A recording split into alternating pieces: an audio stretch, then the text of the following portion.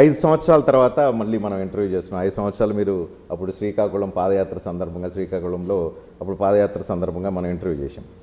It's a huge success. అంటే YS Jaganmohan Reddy యొక్క రాజకీయ విధానం, అదేవిధంగా ఈ అధికారంలోకి వస్తే ఏం చేస్తారు అనేది ఆ రోజు ప్రజలందరికీ అర్థమైంది. తద్వారా మీరు అధికారంలోకి వచ్చారు. చాలా వాటిని అప్పుడు చెప్పిన వాటిని అన్నింటిని ఇంప్లిమెంట్ చేశారు.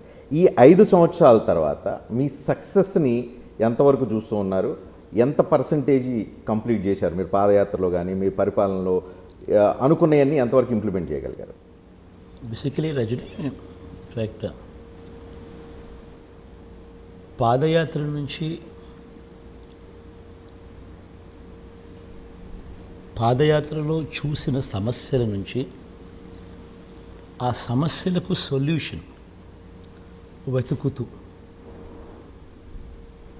ఆ వెతికిన ఆ సొల్యూషన్లను మేనిఫెస్టోలో చాలా డీటెయిల్డ్గా కూడా పెట్టాం.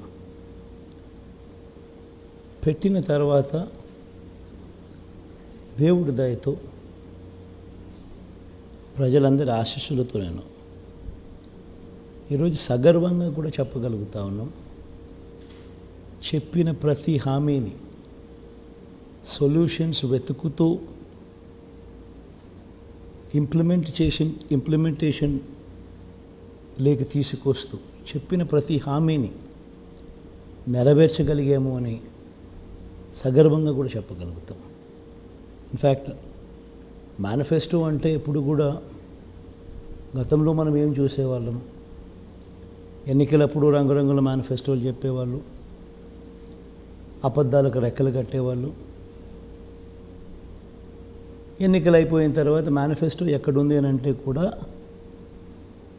కనిపించుకోకుండా చేసే పరిస్థితి, చెత్తబుట్టలో వేసే పరిస్థితి. ఫస్ట్ టైం ఒక మేనిఫెస్టో అంటే దానికి శాంక్టిటీ అనేది ఎప్పుడు వచ్చిందనంటే ఈ 59 మంత్స్లోనే అని చెప్పి తలెత్తుకొని చెప్పగలగచ్చు. ఎందుకనంటే ప్రతి సంవత్సరం ఈ మేనిఫెస్టోను ప్రజల దగ్గరికి పంపించాం. ప్రతి సంవత్సరం అమ్మ మీరే టిక్కు పెట్టండి, అక్క మీరే టిక్కు పెట్టండి, ఇవన్నీ మేనిఫెస్టోలో చెప్పాం. చెప్పినటువన్నీ జరిగాయా లేదా అన్నది మీరే టిక్కు పెట్టండి అని. ఫస్ట్ ఇయర్ ప్రాబబ్లీ 85, 86, 87% జరిగితే ఈరోజు 99% ఆఫ్ ది మేనిఫెస్టో ఫుల్ఫిల్ చేసి మళ్ళీ ప్రజల దగ్గరికి ఆశీస్సుల కోసం పోగలిగే ఒక గొప్ప పరిస్థితిని, ఒక గొప్ప వ్యవస్థలో మార్పును తీసుకురాగలిగాం. క్రెడిబిలిటీ, విశ్వసనీయత అన్న ఈ పదాలకు అర్థం ఏమిటి అని చూపించగలిగాం. ఈ 5 సంవత్సరాలు మీరు అంటున్నారు 59 నెలల్లో మీరు మోస్ట్ హ్యాపీయెస్ట్ పథకం కావచ్చు, హ్యాపీయెస్ట్ సందర్భం కావచ్చు, సంతృప్తినిచ్చిన పాయింట్ ఏంటి? ఎవ్రీథింగ్, ప్రతి అంశము సంతోషాన్ని ఇస్తుంది, ప్రతి అంశము సాటిస్ఫాక్షన్ ఇస్తుంది. అది ఎందుకంటే ప్రతిదీ కూడా ఒక సొల్యూషన్ వెతుకుతూ ప్రజలకు ఆ రోజు నేను పాదయాత్రలో నేను గమనించింది, నేను చూసింది, ఆ రోజు మీరు అడిగితే కూడా నేను చెప్పింది కూడా అదే చెప్పాను. అన్ని మ్యాన్ మేడ్ ప్రాబ్లమ్స్, ఈ మ్యాన్ మేడ్ ప్రాబ్లమ్స్కు సొల్యూషన్ అనేది ఇవ్వగలిగితే, పెన్షన్ ఫర్ ఇన్స్టెన్స్ అర్హత ఉండి కూడా ఇవ్వని పరిస్థితి, జన్మభూమి కమిటీల చుట్టూ తిరగాల్సిన పరిస్థితి, లంచం ఇస్తే కానీ పనులు జరగని పరిస్థితి మన కళ్ళ ఎదుటే కనిపిస్తూ ఉంది. అధ్వానమైన పరిస్థితుల్లో స్కూళ్ళు, పిల్లల చదువులు, ప్రైవేట్ స్కూళ్ళకు వీళ్ళు ఎప్పుడు కాంపిటీషన్లో లేరు, గవర్నమెంట్ స్కూళ్ళు. ఇవన్నీ కూడా ఏదైతే కనిపిస్తూ ఉన్నాయో ఇవన్నీ కనిపించే మ్యాన్ మేడ్ ప్రాబ్లమ్స్. ఈ కనిపించే మ్యాన్ మేడ్ ప్రాబ్లమ్స్కు సొల్యూషనే మన పాలన, ఈ 59 నెలల మన పాలన. అందుకే వస్తూనే ఫస్ట్ పాలన మీద ప్రక్షాళన చేస్తూ అడుగులు వేశాం. వచ్చిన జూన్లో ప్రమాణ స్వీకారం చేశాం. I think if my memory is right, I think by August we had volunteer system up and running. And by October 2nd, Gandhi Jayanti నాటికల్లా సచివాలయ వ్యవస్థను కూడా తీసుకొచ్చి అది కూడా మొత్తం రిక్రూట్మెంట్ అన్నీ కంప్లీట్ చేసి ఒక వ్యవస్థను గ్రామ స్థాయిలో నిలబెట్టగలిగాం. ఈ వ్యవస్థల ద్వారా ప్రతి పథకము కూడా అర్హతే ప్రమాణికంగా సాచురేషన్ పద్ధతిలో మనవాడు తనవాడు అనే తేడా పక్కన పెట్టి కరప్షను వివక్ష అన్నిటివి సిస్టంలో లేకుండా చేస్తూ ప్రతి అడుగు కూడా చేయగలిగాము. సచివాలయాల ద్వారా వాలంటీర్ల ద్వారా చేసి చూపించగలిగాము. సో ప్రతి మ్యాన్ మేడ్ ప్రాబ్లమ్ను సాల్వ్ చేసుకుంటూ వస్తూ ఉన్నాం. ఇన్ఫ్యాక్ట్ ప్రతి విషయంలోనూ కూడా స్కూళ్ళ విషయం అయితేనేమి, వైద్యం విషయం అయితేనేమి, వ్యవసాయం విషయం అయితేనేమి, గవర్నెన్స్ విషయం అయితేనేమి, డెలివరీ మెకానిజం అయితేనేమి, ఇంటికి అందించే రేషన్, ఇంటి వద్దకి అందించే రేషన్, ఇంటికి అందించే పౌర సేవలు, ఇంటికి అందించే పెన్షన్, ఎనీథింగ్. ఒక సమస్య, ఆ సమస్య ఎందుకు వచ్చింది అని థరోగా దాన్ని సొల్యూషన్ వెతుకుతూ మేనిఫెస్టో తయారు చేసాం. ఇన్ఫ్యాక్ట్ మేనిఫెస్టోలోనే ఇవన్నీ నేను పెట్టా. ఆ టైంలోనే my brain was functioning. Solution ఏమిటి అని. పాదయాత్రకు మీనింగ్ ఏమిటి? కష్టం చూసినప్పుడు ఆ కష్టాన్ని ఏ రకంగా మనం రిపేర్ చేయాలి అని. సో ఆ కష్టాలను రిపేర్ చేస్తూనే ఈ 59 నెలల ప్రయాణం జరిగింది. So much so that even భూ records, land records first time 100 సంవత్సరాల తర్వాత భూ రికార్డ్స్ అన్నీ ఈరోజు సర్వే చేసి 100 సంవత్సరాల తర్వాత బ్రిటిషర్స్ టైంలో సర్వే జరిగింది. ఈరోజు ఫస్ట్ టైం. ఎందుకు ఇంతకుముందు ఎవరు చేయలేకపోయారు? బికాస్ 15,000 మంది సర్వేయర్లు ఈరోజు అందుబాటులో ఉన్నారు. ప్రతి గ్రామ సచివాలయంలో ఒక సర్వేయర్. గతంలో లేరు. ఆ వ్యవస్థను తీసుకురాగలిగాం కాబట్టి ఈరోజు ఇవన్నీ చేయగలుగుతా ఉన్నాం. రికార్డ్స్ మొత్తం అప్డేట్ అవుతూ ఉన్నాయి. సబ్ డివిజన్స్ జరుగుతూ ఉన్నాయి. మ్యూటేషన్స్ అప్డేట్ అవుతూ ఉన్నాయి. సబ్ డివిజన్స్ అప్డేట్ అవుతూ ఉన్నాయి. సర్వే మన కళ్ళ ఎదుటే రైతుల సమక్షంలోనే సర్వేరాళ్ళు పాతి సర్వేలు చేయించి పట్టాలు ఇస్తూ ఉన్నారు. ఆ డాక్యుమెంట్స్ వాళ్ళ చేతికి హ్యాండ్ ఓవర్ చేస్తారు. ఇప్పుడు భూ రికార్డుల గురించి మాట్లాడారు కాబట్టి ఇప్పుడు లేటెస్ట్ ఆంధ్రప్రదేశ్లో పెద్ద చర్చనీయాంశంగా మారింది ల్యాండ్ రికార్డ్స్కి సంబంధించి. మొత్తం అంతా ఈ భూములంతా కొట్టేయబోతున్నారు, దోచుకెళ్ళబోతున్నారు అని ఒక ప్రచారం పెద్ద ఎత్తున జరుగుతుంది. యాజ్ ఎ సీఎం మీరు ఏం చెప్పగలుగుతారు? ప్రజలకు ఏం ఇన్సూరెన్స్ ఇవ్వగలుగుతారు ఈ పర్టికులర్ ఇష్యూ మీద? బేసిక్లీ ప్రజల మనోభావాలతో ఈ మాదిరిగా అబద్ధాలు చెబుతూ రాజకీయ స్వార్థంతో ఇలా చేయడం అన్నిటికన్నా దారుణమైన పని. In fact so much so that we will be suing them. ఎందుకంటే ఇది చాలా తప్పు. అసలు ల్యాండ్ టైటిలింగ్ యాక్ట్ అంటే ఏమిటి? పేరులోనే ఉంది టైటిలింగ్ యాక్ట్ అని.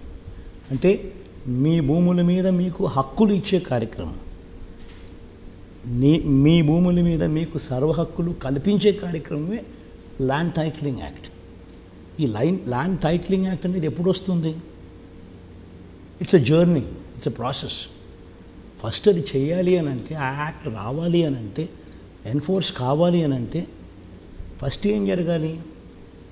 ఫస్ట్ మీ రికార్డ్స్ అన్నీ కూడా రాష్ట్ర వ్యాప్తంగా ఉన్న 17,000 రెవెన్యూ విలేజెస్లో రికార్డ్స్ అన్నీ కూడా అప్డేట్ కావాలి. ప్రతి రెవెన్యూ విలేజ్లో సర్వే పూర్తి కావాలి. వాళ్ళ భూ యజమానులకు సంబంధించిన సర్వే పూర్తి కావాలి.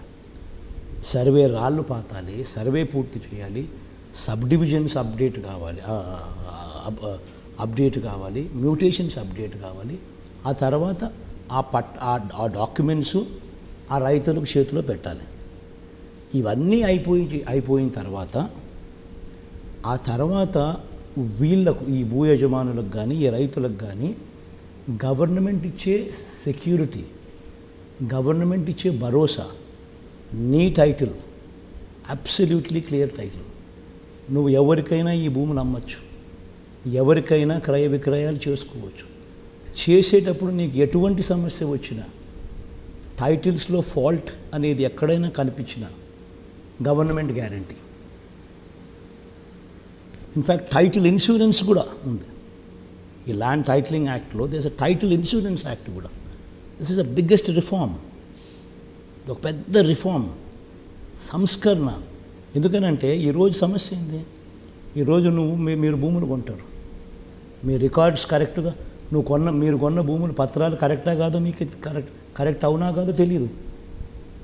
రేపు పొద్దున మీరు కొనిన తర్వాత ఇంకొకడెవడో నాది ఈ ల్యాండ్ అని చెప్పి ఇంకొకడెవడో వస్తాడు.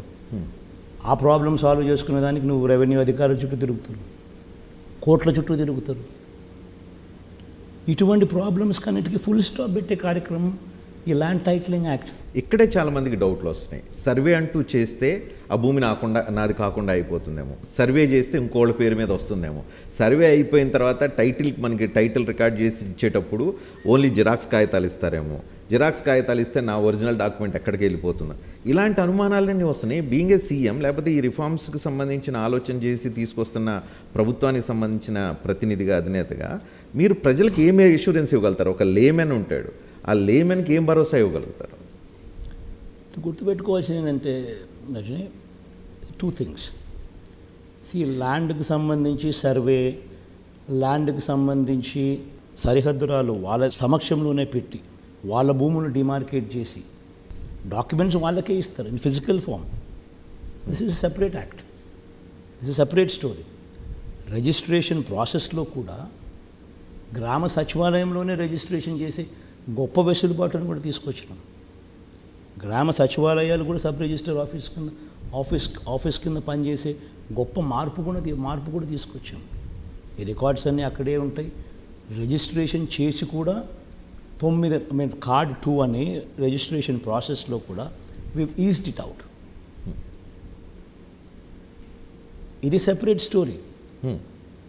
Land titling is separate story. Land titling అనేది మీకు భరోసా ఇస్తుంది. అది యాక్ట్. ఈ యాక్ట్ ద్వారా భూ యజమానులకు ఒక భరోసా ఉంటుంది. నా టైటిల్స్కు గవర్నమెంట్ గ్యారంటీ ఇస్తూ ఉంది కాబట్టి నేను టైటిల్ను ఎవరికైనా అమ్మినా, నేను ఎవరి దగ్గరైనా కొనుక్కున్నా, ఈ టైటిల్స్ ఆథెంటిక్ టైటిల్స్, ఈ టైటిల్స్లో ఫ్లా లేదు.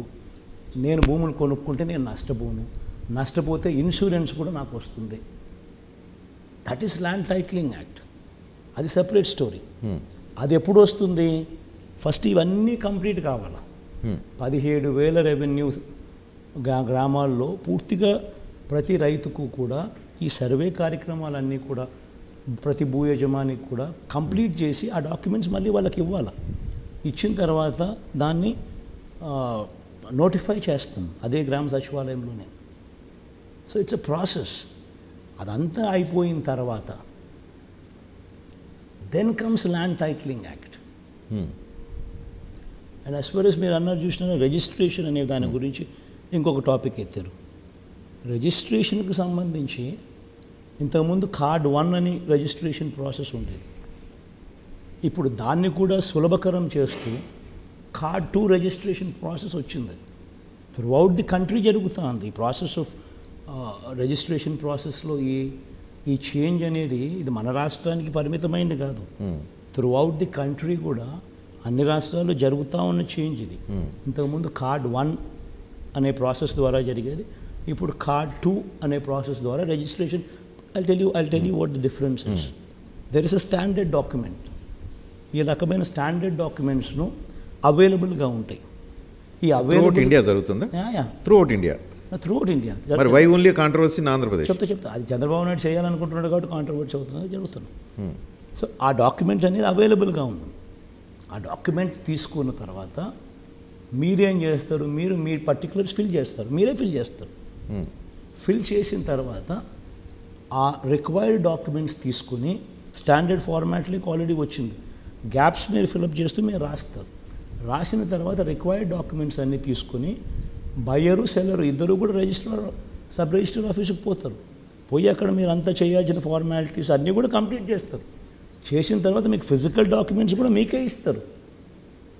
దెర్ ఇస్ నథింగ్ లైక్ ఏదో జిరాక్స్ కాపీలు ఇవన్నీ తప్పుడు మాటలు. ఒరిజినలే ఇస్తారు. 9 లక్షల మంది రిజిస్ట్రేషన్ చేసుకొని ఒరిజినల్ డాక్యుమెంట్సే తీసుకున్న వాళ్ళు ఉన్నారు ఆల్రెడీ. ఎస్. మరి కాంట్రవర్సీ ఫ్రెష్గా వస్తుంది. కాంట్రవర్సీ వీళ్ళు చేయాలని. ఎందుకనంటే చంద్రబాబు నాయుడు అనే వ్యక్తి ఏ స్థాయికి దిగజారిపోయాడనంటే అబద్ధాలను ప్రొపగేట్ చేయడం, ఏదో జరిగిపోతూ ఉంది అని ఏదో జరిగిపోతూ ఉందన్న ఒక కల్పన ఇవ్వడం, కేవలం రాజకీయాల కోసం ఇంత దిగజారిపోవడం అన్నది చాలా చాలా చాలా అన్యాయమైన విషయం, దారుణమైన విషయం. అంటే ఒక పేదవాడు ఆంధ్రప్రదేశ్లోని so much so that ECI EC has registered directly CID cases enquiry చేయమని చెప్పి సిఐడి కేసు ఇచ్చింది చంద్రబాబు నాయుడు మీద, ఈ ప్రొపగాండా మీద, ఇటువంటి ఫాల్స్ ప్రొపగాండా మీద. వాళ్ళు కూడా అంటే ఏ స్థాయిలో వీళ్ళు అబద్ధాలు చెప్తా ఉన్నారని దానికి ఇంతకన్నా నిదర్శనం ఏమి? ఆంధ్రప్రదేశ్లో నివాసం ఉండి 1 సెంటు భూమి 1 అర్ధ ఎకర పావు ఎకరం ఉండే ఒక పేదవాడు, వాడి ఆలోచన శక్తి మేరకు నేను ఈ ప్రశ్న అడుగుతున్నాను. ఆ భూమి మీరు సర్వే చేయొచ్చు, యాక్ట్ పెట్టచ్చు, టైటిల్ తీసుకురావచ్చు, ఏమైనా సంస్కరణలు ఏమైనా తీసుకురావచ్చు. ఆ పేదవాడికి ఉన్న సెంటు భూమి, అర్ధ ఎకరా పావు ఎకరా భూమి ఉన్నవాడికి నా భూమి నా కిందే ఉంటుందని ధైర్యంగా భరోసాతో ఉండొచ్చా? మీరు అష్యూరెన్స్ ఇవ్వగలుగుతారు? భరోసాగా ఇవ్వడమే కాదు రజని, హోల్ ప్రాసెస్ ఈజ్ భరోసా ఇవ్వడమే కాదు, డబల్ భరోసా ఇవ్వడం. సింగిల్ భరోసా కాదు, డబల్ భరోసా ఇవ్వడం. అంటే నీ టైటిల్ అబ్సల్యూట్లీ ఆథెంటిక్ టైటిల్ అని చెప్పి నేను గ్యారంటీ ఇస్తున్నా గవర్నమెంట్. నువ్వు క్రయ విక్రయాలు చేస్తే రేపొద్దున ఎవడైనా నువ్వు నాకు ఫాల్టీ టైటిల్ అమ్మినావు అని ఎవడైనా నీ మీద కేసు వేస్తే, నిన్ను సూ చేస్తే government will stand guarantee and compensate you, and నీకు నష్టపరిహారం గవర్నమెంట్ ఇస్తుంది. This is a reform. గతంలో ఎవడు చెయ్యని రిఫార్మ్. ఈరోజు 15,000 మంది సచివాలయాల్లో సర్వేలను పెట్టి సచివాలయ వ్యవస్థ తీసుకుని వచ్చి 100 సంవత్సరాల కిందట జరిగిన సర్వేను మళ్ళీ ఇప్పుడు చేపిస్తూ ప్రతి ఒక్కరికి వాళ్ళ హక్కులు వాళ్ళకు వచ్చేట్టుగా ఉండేట్టుగా దానికి గ్యారంటీ ఇస్తూ ఇట్స్ హ్యూజ్ రిఫార్మ్. పెద్ద సంస్కరణ ఇది. ఏ రకంగా చదువుల్లో తీసుకొస్తూ ఉన్నాము, ఏ రకంగా వైద్యంలో తీసుకొస్తూ ఉన్నాము, ఏ రకంగా వ్యవసాయంలో తీసుకొస్తూ ఉన్నాము, ఏ రకంగా మహిళా సాధికారతలో తీసుకొస్తూ ఉన్నాము, ఏ రకంగా సామాజిక న్యాయంలో తీసుకొస్తూ ఉన్నాము, అదే మాదిరిగా ఇది కూడా అలాంటిదే. ఏ రకంగా హౌసింగ్లో తీసుకొస్తూ ఉన్నాము, ఇది కూడా అలాంటి రిఫార్మే. It's big reform. ఇన్ఫ్యాక్ట్ నీకు అమెరికాకి అట్లా విదేశాలకు పోయినావు అని అంటే నీకు ఎందుకు లిటిగేషన్స్ కనిపించవు? వెస్టర్న్ వరల్డ్లో, అమెరికాలో నువ్వు ఏదైనా భూములు కొన్నారనుకో, మీరు ఎందుకు డిస్ప్యూట్స్ ఉండవు? ఎందుకు ఉండవు? మామూలు సాధారణ, because all these things are already there. మన దగ్గర లేవు. వై ఓన్లీ ఆంధ్రప్రదేశ్ అంటే ఏం సమాధానం? ఆంధ్రప్రదేశ్లో చెయ్యాలని తపనుంది. రజనీకి మంచి టైటిల్స్ ఇవ్వాలి అని చెప్పి నాకు తపనుంది.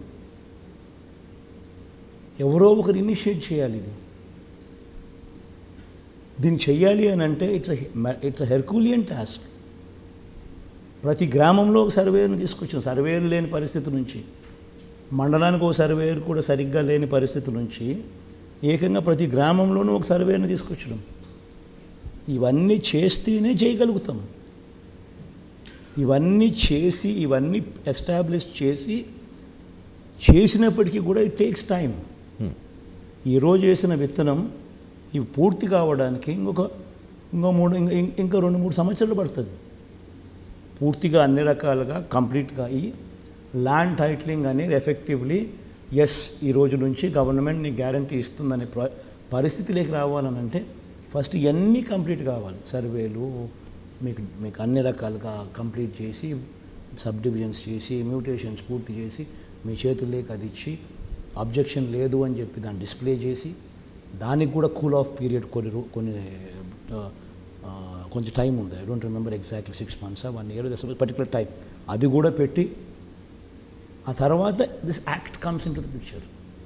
ఇంకొకటి ఈ పర్టికులర్ పాయింట్లో ఉన్న ఒక అనుమానం ఏంటంటే, భూమి హక్కుదారులు ఎవరైతే ఉన్నారో వాటెవర్ మీరు తీసుకొస్తున్న కొత్త సంస్కరణల ద్వారా బ్యాంక్ లోన్కి వెళ్ళలేరు.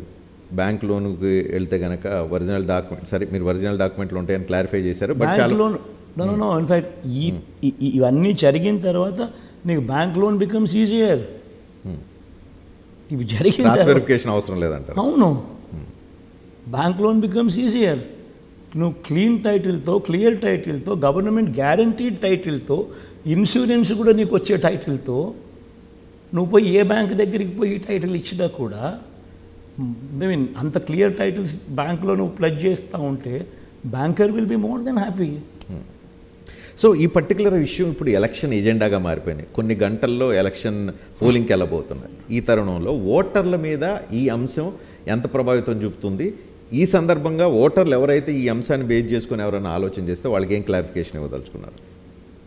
చంద్రబాబు నాయుడు అనే వ్యక్తి ఒక మోసపూరిత మనిషి. అందుకనే ఈ ఎలక్షన్ కమిషన్ కూడా ఆయన మీద కేసు పెట్టింది. మేం పెట్టలా కేసు, ఆయన ఈ రకంగా అబద్ధాలు ప్రొపగేట్ చేస్తూ ఉన్నారని ఎలక్షన్ కమిషన్ కేసు పెట్టింది. ఈ ల్యాండ్ టైటిలింగ్ యాక్ట్కి వీళ్ళు వ్యతిరేకిస్తున్నారు. మోడీ అక్కడే ఉన్నాడు, అమిత్ షా అక్కడే ఉన్నాడు, వాళ్ళ ముందర మాట్లాడమని చెప్పండి. మనం చేసే ప్రతిదీ ఒక రెవల్యూషన్. దేశం మొత్తం మనల్ని ఫాలో అవుతుంది. రేపొద్దున మనం తీసుకొచ్చే చదువుల విప్లవం కూడా, మార్క్ మై వర్డ్, దేశం మొత్తం ఆంధ్ర మోడల్ ఫాలో అవుతారు.